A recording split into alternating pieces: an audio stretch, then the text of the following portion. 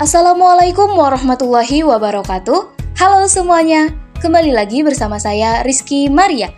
Kali ini saya akan mereview sebuah buku yang mana nantinya buku ini bisa teman-teman masukkan ke dalam list bacaan teman-teman. Buku ini berjudul Mendidik Anak Tanpa Teriakan dan Bentakan, ditulis oleh Edi Wiono atau kerap dipanggil dengan sebutan Ayah Edi. Ayah Edi adalah seorang konsultan pengasuhan atau yang biasa kita sebut sebagai parenting. Selain itu, ia adalah penggagas Indonesian Strong for Home atau yang disingkat dengan ISFH. Ayah Edi sendiri telah menulis dan menghasilkan karya lebih dari 8 buku tentang parenting. Dan salah satu buku yang bestseller adalah buku Mendidik Anak Tanpa Teriakan dan Bentakan. Buku ini diterbitkan oleh Noura Books dan tahun terbit yaitu 2020 dengan nomor ISBN 9786232421837. Buku ini memiliki 193 halaman dengan tinggi 21 cm dan lebar 14 cm. Teman-teman bisa membeli buku ini di Gramedia atau aplikasi belanja online.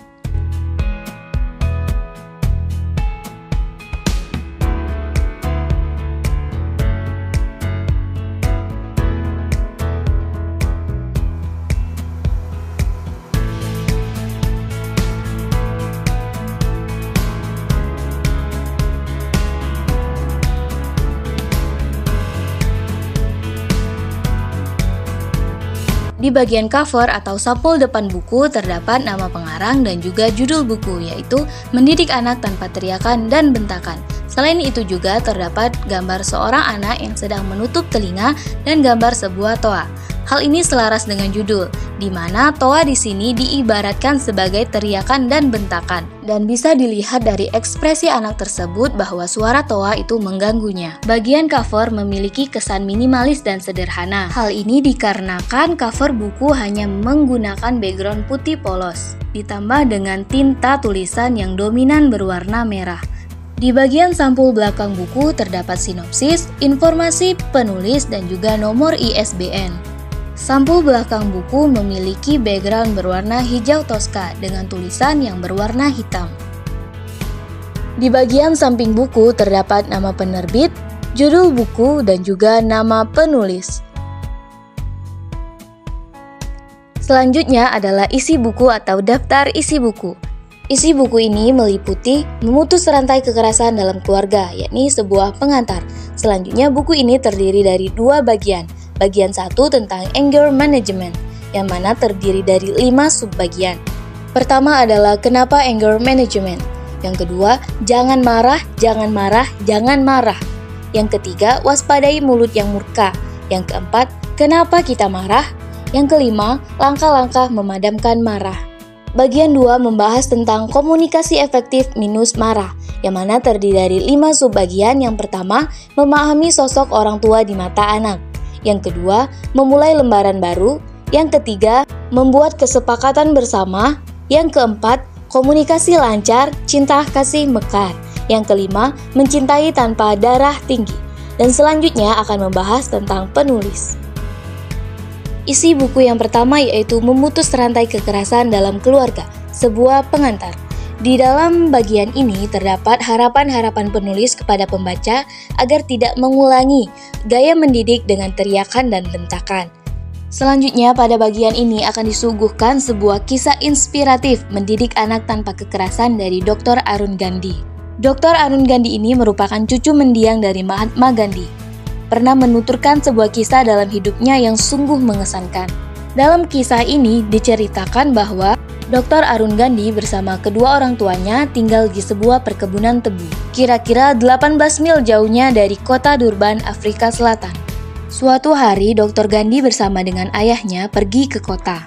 Ayah dari Dr. Arun Gandhi akan menghadiri sebuah konferensi, sementara Dr. Arun Gandhi diperintahkan untuk melakukan tugas yang dititipkan ayah dan ibunya. Ayah dari Dr. Arun Gandhi menyuruh Dr. Arun Gandhi untuk menjemputnya jam 17.00. Ternyata setelah menyelesaikan tugas yang dititipkan ayah dan ibu kepadanya, Dr. Arun Gandhi ini sedang asyik menonton film. Saat Dr. Arun Gandhi melihat jam, Ternyata hari sudah menunjukkan pukul 17.30 dan benar saja Dr. Arun Gandhi terlambat untuk menjemput ayahnya. Setelah hampir pukul 18.00, Dr. Arun Gandhi baru tiba untuk menjemput ayahnya. Dengan gelisah, ayah Dr. Arun Gandhi bertanya, "Arun, kenapa kamu terlambat menjemput ayah?" Dr. Arun Gandhi merasa bersalah dan sangat malu untuk mengakui bahwa dia asyik menonton film tadi. Karena malu tersebut, ia kemudian berbohong kepada ayahnya. Ternyata tanpa sepengetahuan Dr. Arun Gandhi, ayahnya ini telah mengetahui bahwa ia telah menelpon bengkel mobil terlebih dahulu. Sehingga ayah Dr. Arun Gandhi tahu bahwa Dr. Arun Gandhi ini berbohong. Ayah Dr. Gandhi tertunduk sedih setelah mendengar kebohongan dari Dr. Arun Gandhi. Ia merasa bahwa ia telah salah dalam mendidik anaknya. Tanpa marah ataupun bentakan kepada Dr. Arun Gandhi, ayahnya langsung pergi dan meninggalkan Dr. Arun Gandhi di mobil. Ayah Dr. Arun Gandhi berjalan dari kota sampai dengan ke rumahnya, sambil memikirkan di mana letak kesalahannya dalam mendidik putranya. Dan sejak saat itu, Dr. Arun Gandhi merasa bersalah kepada ayahnya dan tidak akan mengulangi kesalahan yang sama.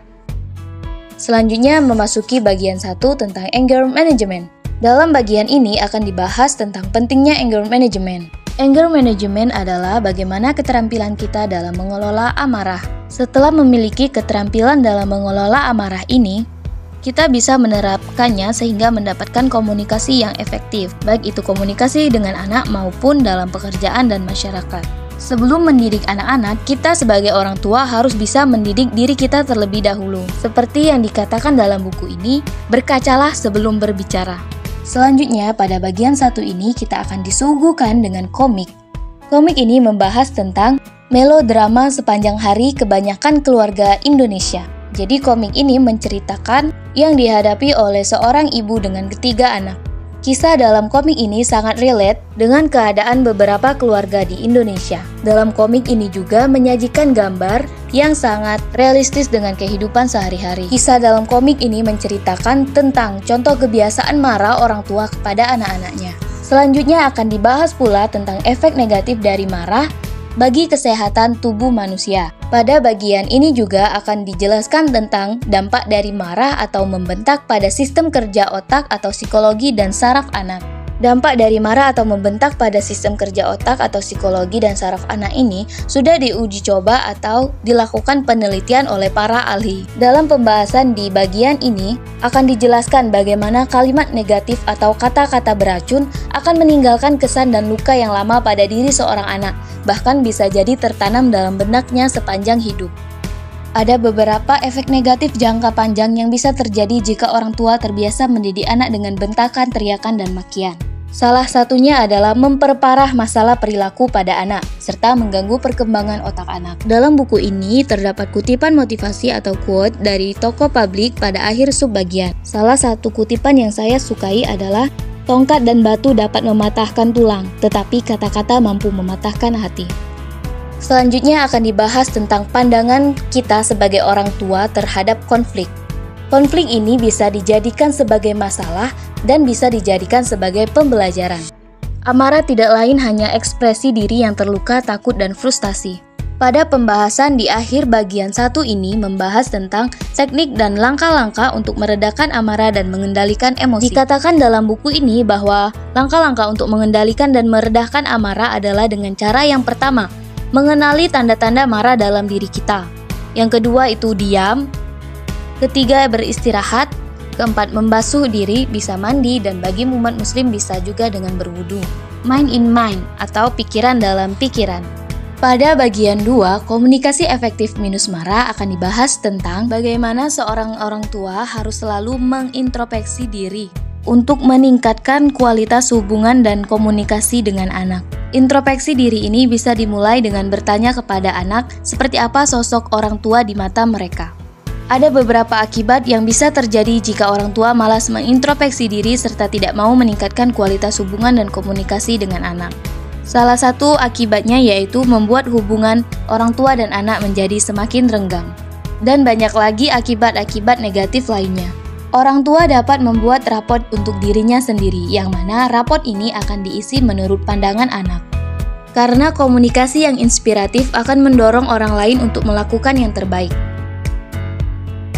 Selanjutnya, pada bagian ini akan membahas tentang bagaimana membuat kesepakatan dengan anak dengan cara menganalisis masalah, apa kemauan orang tua dan apa kemauan anak. Pada bagian ini juga akan dibahas tentang bagaimana alternatif solusi untuk melakukan proses kreatif dan komunikasi efektif dengan anak, sehingga tercipta kesepakatan bersama antara orang tua dan anak. Selanjutnya akan dijelaskan bagaimana jenis pola komunikasi antara orang tua dan anak. Jenis komunikasi ini terbagi menjadi dua, yaitu otoriter, fierce, dan juga permisif. Otoriter adalah gaya komunikasi dengan anak dengan cara menghakimi, melabeli, memerintah, menyalahkan, mengancam, membandingkan, menceramahi, meremehkan, dan menginterogasi anak. Pola komunikasi yang kedua yaitu pola komunikasi fierce. Dalam gaya komunikasi ini, orang tua memperlakukan anak sebagai peers atau rekan atau sahabat. Ini adalah gaya komunikasi yang demokratis. Dan pola komunikasi yang terakhir yaitu pola komunikasi permisif.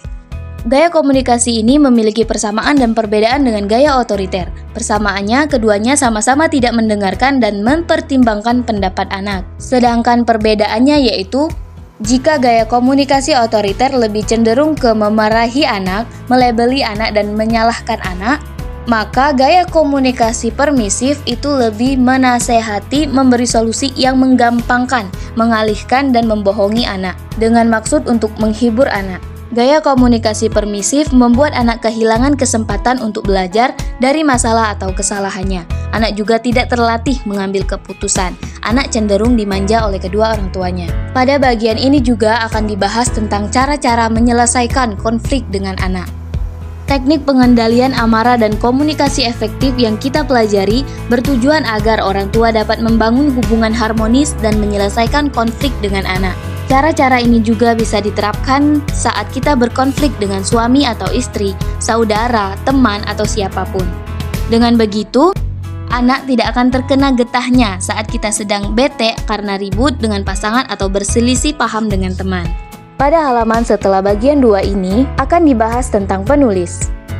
Selanjutnya, kelebihan dari buku Mendidik Anak Tanpa Teriakan dan Bentakan ini adalah bahasa yang digunakan dalam pembahasan pada buku ini menggunakan bahasa yang sederhana, sehingga hal ini memudahkan para pembaca untuk memahami maksud dari bahasan-bahasan yang diberikan oleh penulis.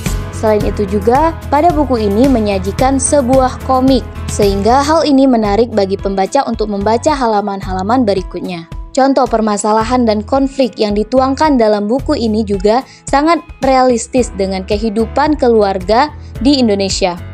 Kekurangan yang terdapat dalam buku ini adalah bahwa terdapat satu permasalahan dari pengalaman penulis yang tidak relate dan sesuai dengan keadaan para pembaca.